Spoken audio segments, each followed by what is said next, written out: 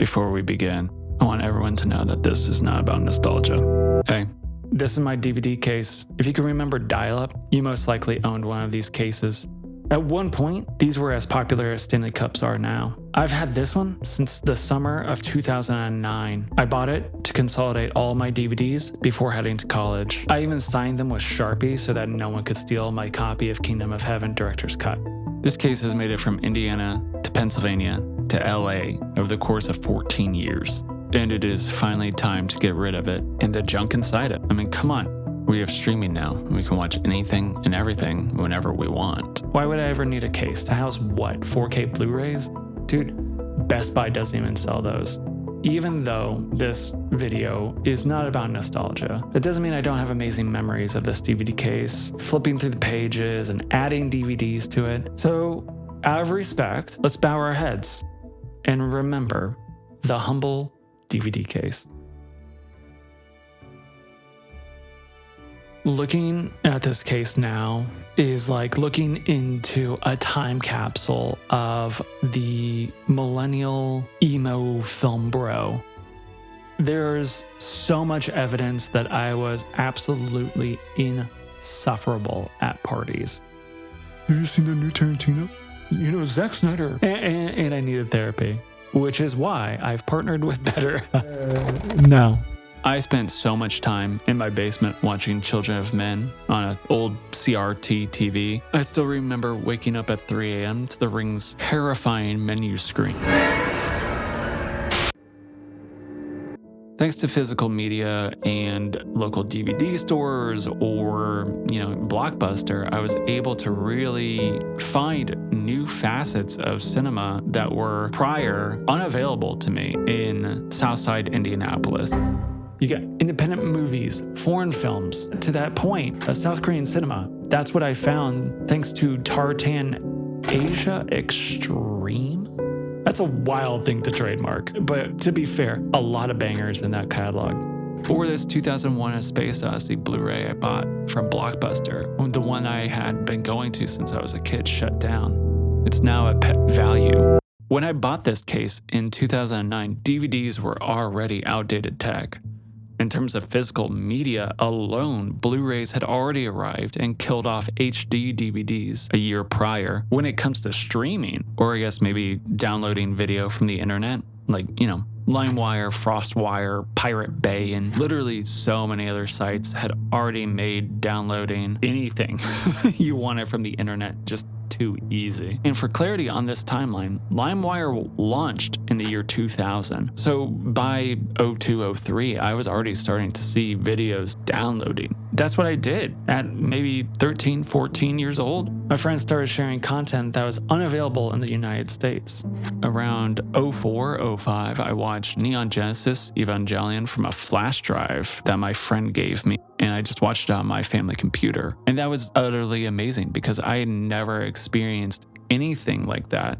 Only 2 to 3 years later, I was watching lost episodes I had missed the night before on abc.com. They had streaming with ad breaks for their original programming back then. And as a company, Netflix started streaming as an option in 07. So streaming had arrived. I think a good analogy for it is what AI is now.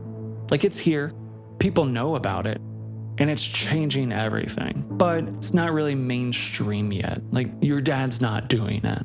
The change from physical media to Netflix and streaming as my primary way to watch movies happened incredibly quick.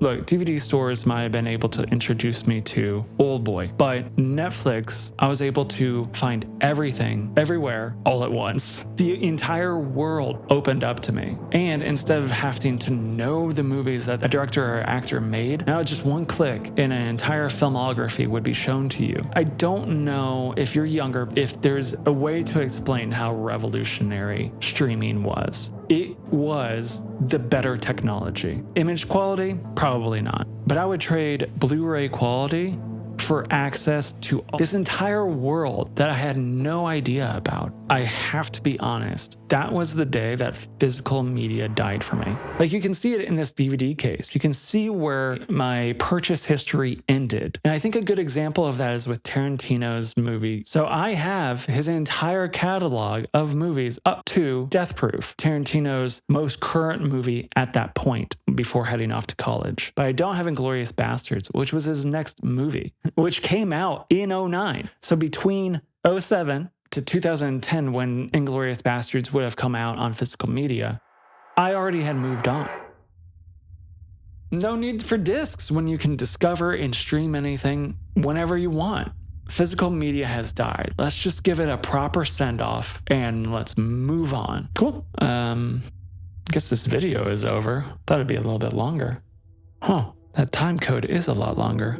Look, there have been a lot of videos and articles discussing this recent rise in popularity of physical media in the home movie space. 4K Blu-rays, DVDs, Oppenheimer selling out like crazy. And a lot of those videos have listed nostalgia or the growing collector market as the reason this surge is occurring. And I totally agree. I'm sure there's a 17-year-old out there that's buying his first Blu-ray right now because it's reminding him of his dad. I'm sure collectors are driving some of this growth. They're certainly leading the charge in communicating the benefits of physical media. But I think there's a piece of it that isn't really being discussed that much. And it's a little bit more of a negative viewpoint, which that's not what I want to bring.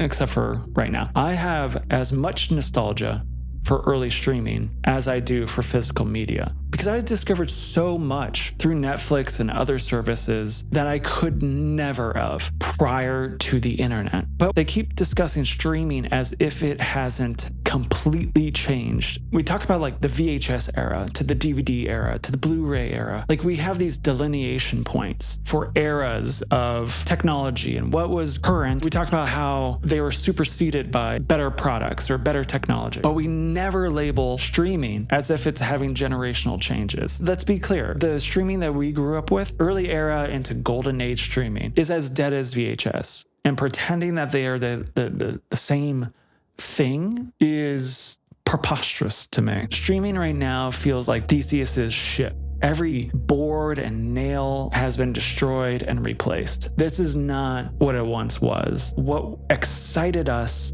was discovery and affordability. Streaming was a value proposition. And now they're splitting the same catalog. Now you just have to watch it on Max instead of Netflix, or watch it on Discovery Plus instead of Max. And it's so confusing and it's so uneconomical. We are racing straight back to cable. Look, all these price hikes would be one thing if the money was going to the creatives. What we learned through the most recent strikes is that that's not the case. So where the fuck is the money going to? Discovery? That's harder than ever, because either they're not advertising original programming appropriately, or your algorithm is just serving you the same 50 pieces of content over and over again. It is infuriating that I do not see new things when I open up the app. And on top of that, companies are deleting content from their streamers and making it lost media. That used to be kind of a Chicken Little conversation. It really was like, oh, don't buy on iTunes because they could take it away at any moment. That's no longer a Chicken Little. It's a fact. It's a trend. That was a betrayal to the creatives who had spent years of their lives crafting those series, crafting those movies. It was also a betrayal to the consumer. We can no longer trust that our favorite show will be there tomorrow. And I'm so confused why we stick around with these streamers. We sound like our parents when they used to complain about cable. Oh, all these useless channels. Ugh. But now, we're just describing all the useless streamers. Right now, I feel a little pushed back into physical media. As a consumer, I had no interest in continuing physical media. And it wasn't until recently, with all these different streamers and all the prices just continuing to skyrocket, with this level of dissatisfaction with their licensed back catalog and their original content, I don't like going backwards. And in some ways, going back to physical media is taking a step back. But man, after a certain point, that dissatisfaction with streamers really created a breaking point. Do I ever think physical media is going to retake its dominance over streaming? No. That ship has sailed. There's a space for streaming and there's a space for physical media. Between those two, I think I can find a much more positive place for myself as a film buff guy. There's elements missing in these videos and articles. They put too much emphasis on the joys of physical media, not enough exploration into what outside forces are making consumers want to return to physical media. And I think there's not enough interrogation around the failures of the streaming companies. Physical media is really highlighting that consumers aren't satisfied. There's a warning there for the streamers. Your customers are dissatisfied and we're fickle. If you cannot provide the best discovery or viewing experience, we're going to leave you. So, am I still getting rid of my DVD case? Well, yeah, I'm getting rid of this DVD case because, good God, let's put it out of its misery. He can rest. And my DVDs are getting a brand new home in a nice, sleek, brand new DVD case. Physical media for me lives to see another day. I'm actually doubling down on physical media. And so not only are my DVDs getting a brand new DVD case, but they're going to be joined by some new 4K Blu-rays. So, physical media, the king is dead. But long live the king.